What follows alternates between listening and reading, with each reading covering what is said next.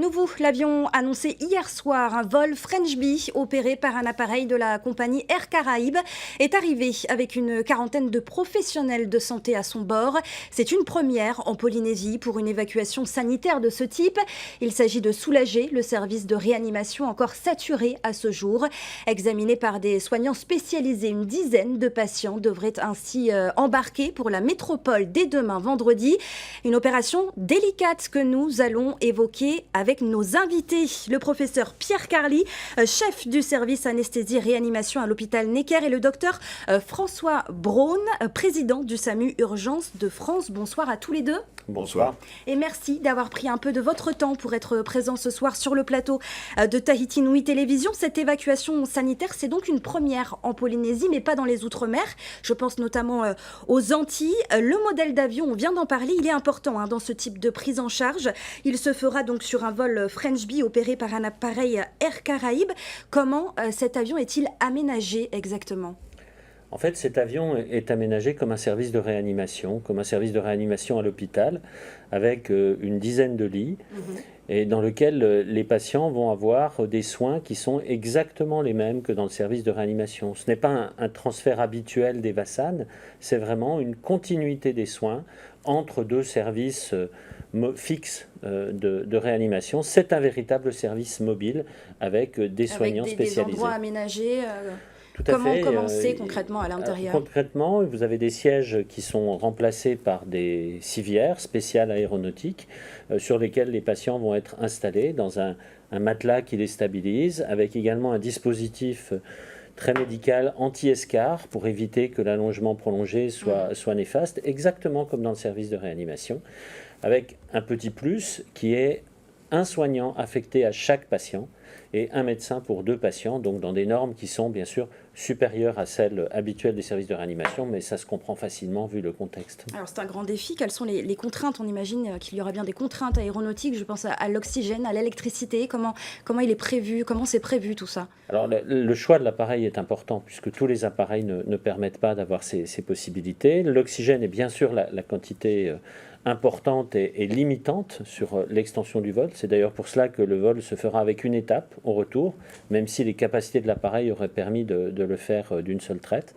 Donc ça, c'est un travail qui a été fait et qui a été testé avec les vols précédents. L'alimentation électrique, c'est exactement la même chose.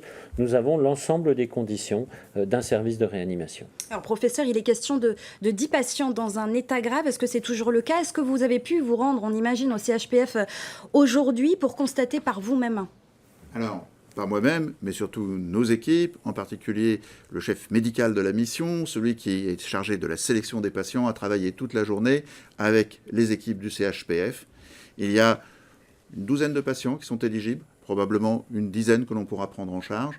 Et donc, c'est un travail qui est précis, méticuleux, car les critères qui permettent de faire ce transport en toute sécurité sont fixés. Ils sont fixés parce que nous avons maintenant l'expérience de la Réunion, l'expérience des Antilles, où nous avons, les semaines précédentes, transféré plus de 100 patients vers la métropole. Alors, quels sont les critères exactement ? Alors, ce sont des critères qui touchent à la maladie proprement dit, c'est-à-dire des critères de la ventilation, l'état des poumons, et ce sont des patients qui sont tous intubés, ventilés artificiellement, endormis. C'est un point très important.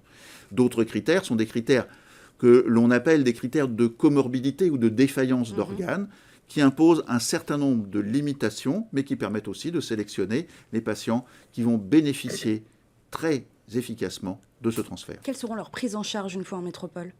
Une fois en métropole, ils vont continuer à bénéficier des meilleurs soins, c'est-à-dire ceux que leur aurait donné le CHPF dans des conditions où il n'y a pas autant de patients à prise en charge.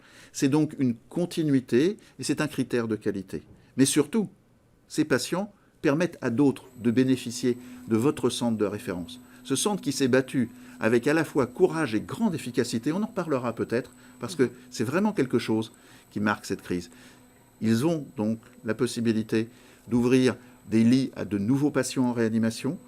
Comme vous l'avez dit, la crise est en train de baisser, mais les admissions à l'hôpital vont encore produire des cas graves pendant plusieurs semaines. Il faut tenir. Donc ça va permettre de soulager quelque peu le service de réanimation. Soulager le service de réanimation, permettre à d'autres patients d'être pris en charge et permettre aussi, et c'est là le plus important, que très vite le CHPF reprenne son rôle d'hôpital de référence ici, du cœur du Pacifique. C'est fondamental parce que le Covid n'a pas chassé les autres maladies. Il les a mis en pause. Cette pause, il faut rapidement qu'elle cesse et que tous les parcours de soins s'ouvrent. C'est un des objectifs. On a du mal tout de même à comprendre pourquoi ces évacuations sanitaires arrivent maintenant et qu'elles n'aient pas eu lieu durant le pic épidémique. C'est une question qui est très bonne et qu'il faut bien comprendre.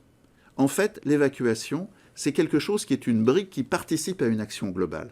La lutte contre le Covid, on la connaît malheureusement maintenant beaucoup mieux. Nous avons été confrontés, nous-mêmes, en métropole, à Paris, exactement à la situation que vous vivez. Et là, on sait que les choses qui payent, c'est la vaccination. Il faut vacciner, mais vacciner, ça prend du temps pour développer l'immunité. Pendant ce temps-là, il faut confiner.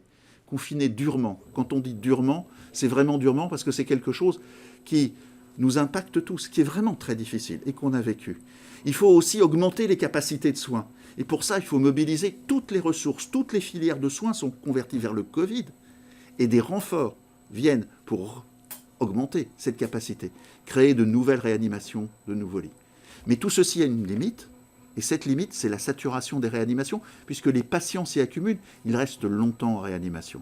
Ce que nous faisons avec ce transfert, c'est permettre à un nombre de patients sortant de la réanimation de redonner au système la possibilité d'évoluer et de tourner vite. C'est ça l'objectif, et c'est un objectif qui bénéficie à tout le monde. Une autre question pour tous les deux. La méfiance envers les médecins de l'hôpital du Taouni, elle est très présente en ce moment en Polynésie. Ils sont accusés notamment de pratiquer l'euthanasie par un élu local. On imagine que cela vous fait réagir. Bien écoutez, dans cette crise, il y a toujours des réactions irrationnelles. Moi, ce que je peux vous dire, nous n'étions pas là au moment que vous évoquiez, au moment où des centaines de patients se présentaient à l'hôpital. Mais nous avons vu le travail qu'ils ont fait. Nous l'avons suivi à distance et nous en avons vu les résultats aujourd'hui. Vous avez des équipes formidables de soignants en Polynésie, des aides-soignantes, des infirmières spécialisées, des médecins réanimateurs. Ils ont donné tout ce qu'ils pouvaient dans cette crise. Et croyez-moi, quand on voit, nous, ce que nous avons fait et ce qu'ils ont fait, ils ont très vite assimilé de nombreuses notions. Ils ont très vite utilisé des astuces, des constructions qui permettent d'aller très vite et de faire un résultat fantastique en termes de qualité. Votre avis à vous, docteur? Vous savez, nos collègues de Polynésie ont mieux travaillé que nous pendant cette première vague. Il faut être très clair. Moi, je travaille pas à Paris, je travaille dans l'Est de la France. Vous savez, c'est nous qui avons pris le début de cette crise. Et notre réaction a été beaucoup plus lente. Là, nous avons des collègues qui ont réagi très vite, en moins de 2 semaines, qui ont mis l'hôpital en norme de marche, qui ont travaillé sans compter.